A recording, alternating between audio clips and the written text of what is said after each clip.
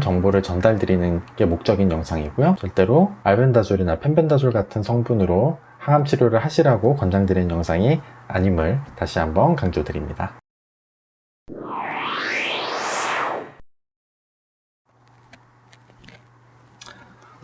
네, 클릭해 주셔서 감사합니다. 정세훈 약사입니다. 지난 영상을 만드는 과정에서 들었던 의문이 있어요. 지금 펜벤다졸이 그렇게 항암 효과가 좋다는데 사실 펜벤다졸이나 사람이 먹는 알벤다졸, 플루벤다졸 이런 것들이 그렇게 크게 다르지가 않거든요. 그렇다면 꼭 펜벤다졸, 동물 구충제가 아니더라도 사람 구충제도 충분히 항암 효과가 있지 않을까라는 그런 의문점이 들었습니다. 그래서 어제 영상을 다 만들고 업로드 하자마자 바로 다음 영상으로 지금 주제를 준비를 했습니다. 동물 구충제가 말기암 치료했는가? 그러면 사람 구충제는 안 되는가? 자, 지금 펜벤다졸이 상당히 강한 여파를 불러일으키고 있습니다. 파나쿠어는 동물의약품 공급업체 쪽에서는 모두 품절이 일어난 걸로 알고 있고요. 아직 옴니쿠어는 좀 남아있긴 합니다만 지금 속도라면 옴니쿠어도 씨가 마르지 않을까라는 생각이 좀 들고 있습니다. 자, 본격적으로 알아보면 말씀드렸다시피 펜벤다졸, 동물용 구충제로 허가받은 그 약물과 우리 사람이 먹는 다른 구충제들이 구조적으로 상당히 유사합니다. 파나쿠어로 대표되는 펜벤다졸도 이 구조가 있고 다른 알벤다졸, 플루벤다졸 모두 공통적인 벤즈이미다졸 구조를 갖고 있어요. 자, 물론 성분이 다른 만큼 얘네들이 활성이 같은 건 아닙니다. 하지만 같은 계열 약물이니까 어쨌든 비슷한 양리작용을 기대할 수가 있는 부분이죠. 먼저 펜벤다졸 문헌, 지난번에 저는 아주 간단히만 소개해드리고 넘어갔었는데 펜벤다졸에 어떤 작용이 있는지를 설명해 둔 부분이 있어요. 튜블린의 친화력을 갖고 암세포를 공격한다, 분열을 억제를 하겠죠. 그리고 P53, 이게 세포의 유전 정보를 이제 보호해주는 그런 거고, 방어가 잘 안 되면은 세포 자멸을 유도하는 그런 거라고 보시면 돼요. 큰스 로케이션이 되면은 암세포가 스스로 죽음을 맞이하게끔 유도를 한다는 겁니다. 그리고 포도당 업테이크를 억제, 글루 트랜스포터, 그리고 헥소키나제의 발현을 억제하고, 이런 것들은 암세포의 영양 공급을 차단을 하는 거죠. 에너지 생성을 차단하는 거고요. 굶겨 죽인다라는 표현을 쓰신 분들이 계신데 그게 이제 3, 4번에 해당을 하는 겁니다. 자, 이런 작용을 갖고 항암 효과를 일으킨다고 하고 있는데 플루벤다졸도 메커니즘에 대한 설명은 다르지만 항암 효과를 연구한 문헌들이 많이 있어요. 뭐 이런 스테스3 관련된 시그널을 차단해서 세포 자멸에 영향을 준다. 그리고 NF-kappaB 시그널링을 억제해서 이제 암세포를 억제하고 항암제와 병용 시에도 이제 시너지가 나타난 바 있다. 그리고 알벤다졸은 훨씬 문헌이 많았습니다. 산화적 스트레스 환경에서 이제 DNA 데미지를 주고 결과적으로 암세포가 스스로 죽게끔 하고 튜블린 폴리머리제이션도 이제 효과적으로 억제를 하더라. 자, 그리고 저는 특별히 알벤다졸 같은 경우에는 대사체를 좀 유심히 살펴봤어요. 왜냐면 플루벤다졸 같은 경우에는 어차피 흡수율도 상당히 낮은 데다가 알벤다졸에 비해서는 그렇게 연구가 또 많이 되어 있지 않기 때문에 알벤다졸을 타겟으로 좀 더 자세히 알아봤습니다. 대사체라는 거는 우리가 약을 먹었을 때 그 약이 위에서 흡수가 되면 이게 일단 간을 통과를 해요. 통과를 하면서 또 화학적인 구조가 바뀌게 됩니다. 그 결과 산물로 나오는 게 대사체라고 하는데, 이 대사체가 뭐 원 약물보다도 활성이 더 강한 경우도 있고 활성이 없어지는 경우도 있고 그런 식으로 다양하게 나타나요. 자, 이 숫자는 이제 암세포를 억제하기 위해서 최소 어느 정도의 농도가 필요한지를 나타내는 거기 때문에 이 농도가 낮을수록 더 강한 거거든요. 알벤다졸 설폭사이드, 이 대사체가 알벤다졸보다는 높기는 했지만 이게 실제적으로 알벤다졸 일반적으로 먹는 400ml 용량을 먹었을 때 혈중 농도가 한 이 정도까지는 올라가요. 어쨌든 충분히 실현 가능한 농도라는 거죠. 그리고 알벤다졸 같은 경우에는 항암제로 개발하기 위한 임상시험이 2개를 발견할 수가 있었어요. 일단 일상 임상시험은 그 용량을 설정하는 그런 임상시험인데, 뭐 맥시멈 도즈 하루 2400ml, 지금 1200ml씩 하루 2번 먹인 거거든요.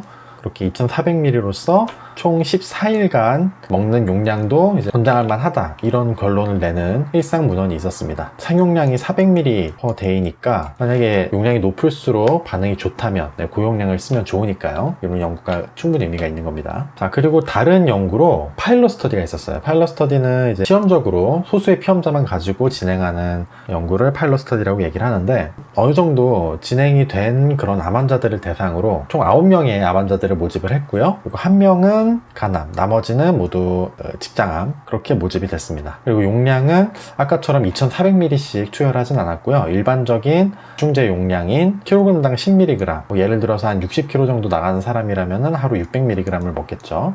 자, 결과가 어땠을까요? 일단 왼쪽이 그 캔서 마커, 그리고 오른쪽이 WBC, 그러니까 화이트 블러드 셀, 그러니까 백혈구입니다. 백혈구가 크게 감소하면서 연구를 더 이상 진행할 수 없었던 사람들이 있었어요. 그래서 같이 실었는데, 일단 1번, 2번 피험자의 경우에는 길게 진행을 못했습니다. 그 투여 이후부터 이제 캔서 마커 상으로는 크게 문제는 없었는데, 투여 이후부터 백혈구가 좀 많이 감소를 하는 경향이 있었대요. 특히 2번 환자 같은 경우는 크게 감소를 했죠. 그래서 투여를 중단을 했었고, 1번이랑 9번 환자가 없어요. 여기에는 있는데, 이 두 사람은 캔서 마커가 농도가 너무 낮아서 왼쪽 그 프라이머리 엔드포인트 분석에서는 뺐다고 얘기를 하고요. 자, 그리고 4번, 5번 같은 경우에는 이 화살표가 이제 투여 시점이에요. 투여 시점 이후부터 캔서 마커가 오히려 상승을 좀 하는 경향을 보였습니다. 백혈구상으로는 크게 문제가 없었지만요. 다음 이제 6, 7, 8번인데 이 캔서 마커 같은 경우에는 감소를 하면 당연히 좋아요. 그런데 이게 어느 정도 수준을 유지만 해도 어느 정도 의미가 있다고 판단을 한다고 합니다. 특히나 이렇게 좀 말기 암 환자들 같은 경우에는 더 그렇겠죠. 6번, 7번, 8번 환자들 같은 경우에는 투여 이후에 감소하는 경향을 보이는 경우도 있고, 7번, 8번 같은 경우에는 스테이블하게 유지를 하고 있습니다. 물론 백혈구에도 큰 문제가 없었고요. 약간 감소를 하긴 하지만 시험을 중단할 정도는 아니었다고 해요. 그래서 결론적으로 이 문헌에서는 알벤다졸이 어느 정도 개발 가능성이 있다, 포텐셜이 있다, 이렇게 지금 결론을 내고 있습니다. 하지만 우리가 기대하기로는 그래도 뭔가 완치된 환자가 있다거나 아니면은 드라마틱하게 좋아지는 환자가 좀 있다거나 뭐 그런 것들을 기대를 하고 이 문헌을 볼 수밖에 없는데, 그런 부분을 생각한다면 좀 실망스러운 부분도 있죠. 하지만 일단 첫 번째로 생각을 해야 될 게 시험 기간이 굉장히 짧아요. 펜벤다졸을 사용했던 조의 경우에는 3개월 단위로 스캐닝을 했고, 처음 3개월만 해도 상당히 증상이 호전되긴 했었지만 어쨌든 지금 이 시험에서는 오로지 한 달 정도만 확인을 했었고요. 그리고 또 한 가지 변수가 암마다 사실 반응이 다르게 나타날 수가 있습니다. 충분히. 지금 이것도 알벤다졸에 관한 문헌인데, 다양한 종류의 암세포에 대해서 활성을 나타내요. 하지만 지금 NS라고 표시를 한 암세포들에는 효과가 없었다는 뜻입니다. 효과가 있는 세포들에는 뭐 나노몰 단위, 상당히 낮은 단위거든요. 아까 알벤다졸 400mg으로 혈중 농도를 마이크로몰 단위까지도 올릴 수가 있었잖아요. 그런데 지금 나노몰 단위니까 억제가 되는 그런 암세포들은 상당히 적은 농도로도 이제 억제가 됐었던 거를 확인할 수 있는데, 아예 반응이 없는 암세포들도 이렇게 있다는 거죠. 알벤다졸이 암세포를 공격하고 억제할 수 있는 건 맞지만, 이렇게 세포를 탄다는 거는 펜벤다졸도 마찬가지로 어떤 특정 암세포에는 잘 반응을 하고 또 그렇지 않은 세포들도 충분히 있을 수 있다는 거죠. 정리를 좀 해보도록 하겠습니다. 동물용 펜벤다졸이 아닌 사람 구충제인 알벤다졸, 플루벤다졸, 이런 성분들도 항암 활성에 대한 연구들이 나와 있습니다.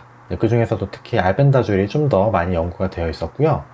알벤다졸이 사람 대상 임상시험 초기 단계까지도 진행된 바가 있어요. 그리고 그 결과적으로도 괄목할 만한 그런 성과를 보인 연구는 아니었지만 가능성은 확인할 수 있는 그런 연구였습니다.